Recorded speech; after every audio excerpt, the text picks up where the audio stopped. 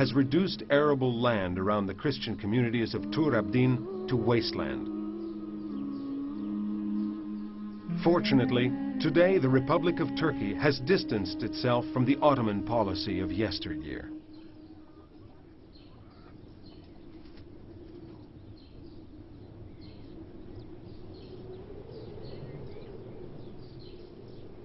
The last Christian family to live here in the village of Urnus, now called Baglabasi, was massacred in 1992 by Muslim Kurds who had been promised their victims money and land in return. The 5th century church of St. Kyriakos is locked up. A Muslim woman keeps the key.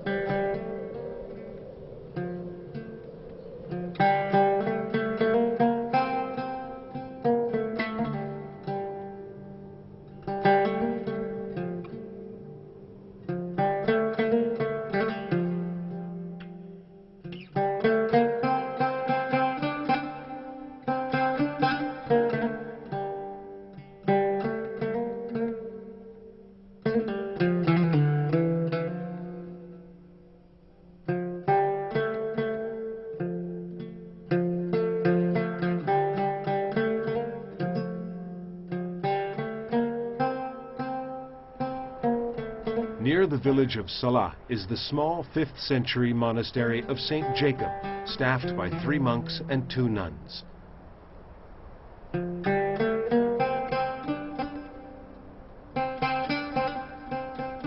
Today, there are only 2 lay members in the Christian community that used to flourish around the tomb of the saint.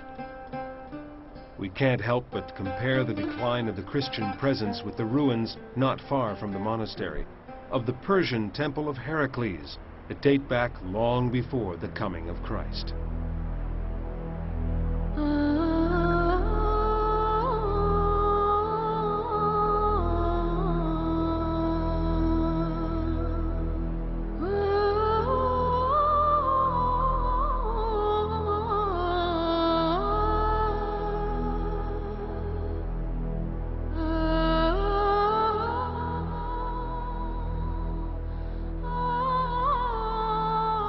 Near the remains of the 8th century San Sobo in Ha is the Church of the Virgin Mary, whose origins go back to the early centuries of Christianity. Local traditions hold that the 3 wise men stopped here on their way to Bethlehem. Once a prosperous and bustling center of activity, it is now little more than a vantage point in what was formerly a Christian land.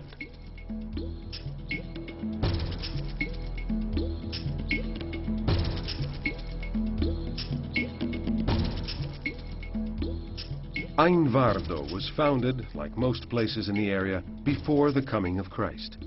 100 years ago, it was an entirely Christian community. Today, the inhabitants are nearly all Muslim. Only 8 Christian families remain. According to local tradition, this once wealthy town with several churches was saved by St. George at the time of the massacres of 1915, which decimated the Christians living on the high plateau of Tur Abdin. Many of the village's inhabitants are said to have seen the saint with their own eyes as he charged the aggressors on his horse, lance in hand. It's sad to note that until only a few years ago, local oppression and murderous fanaticism against the Christian community were still the order of the day. But while the memory of those tragic circumstances is still vivid, a ray of hope appears.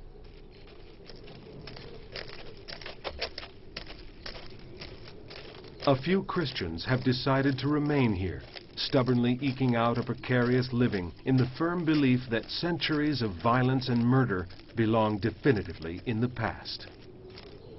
They're convinced that this mountain of the servants of God will soon, once again, be a flourishing seat of Christianity.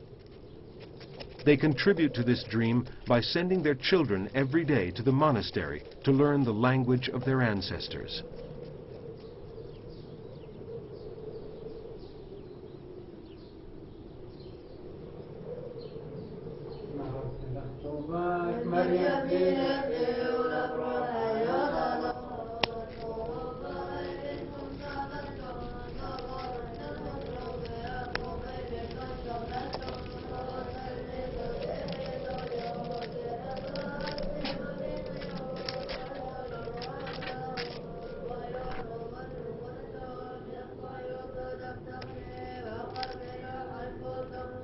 Three monks, two nuns, and their young pupils are the congregation of the 4th century monastery of Mor Melke, another outpost along the symbolic Christian defense line in the Tur Abdin mountains.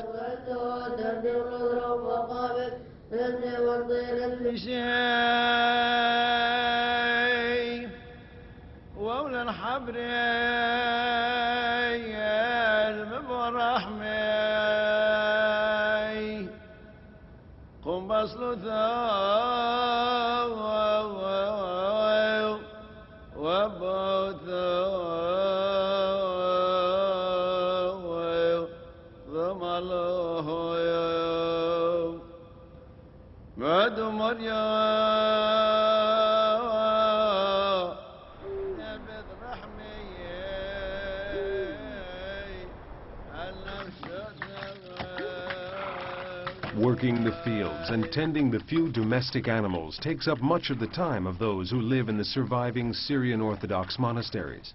Like the inhabitants of any besieged fortress, they must be completely self-sufficient when it comes to the essentials, and their commitment itself becomes a form of prayer and dedication to the Lord.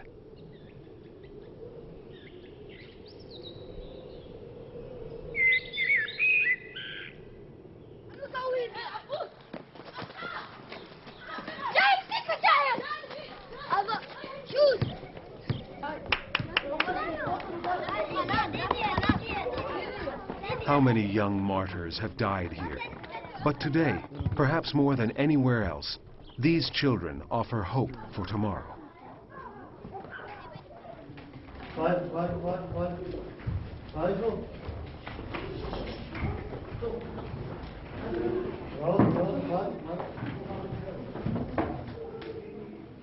Arkah is another semi-abandoned village in the Tur Abdin hills. State-appointed teachers don't come here. This is Kurdish country, and people are afraid. This teacher is a volunteer sent by the bishop. Perhaps he too is afraid, but he has a mission to accomplish.